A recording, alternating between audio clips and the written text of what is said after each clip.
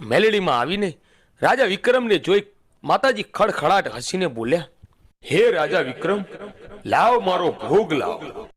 વિક્રમ રાજાએ કટારી કાઢી છાતી પર મારી કાળજું બહાર પડ્યું અને કાળ ભૈરવે ઝીલી લીધું. એટલે માતાજી બોલ્યા કે તું કોણ છે? કાળ ભૈરવ બોલ્યા, મને માફ કરજો, મને શ્રાપ ન આપતા. હું કાળ ભૈરવ છું. મને મા કાળકાએ મોકલ્યો છે આ રાજાનું કાળજું જમીન પર ન પડવા દેતા, નહીં તો માતાજી ભોગ નહીં સ્વીકારે. લાખ મરજો પણ લાખનો પાલનહાર ના મરતા. લો આ તમારો ભોગ. મેરડીએ ભોગ સ્વીકાર કર્યો અને બોલ્યા કે આ કાળજું વિક્રમની છાતી પર મૂકો.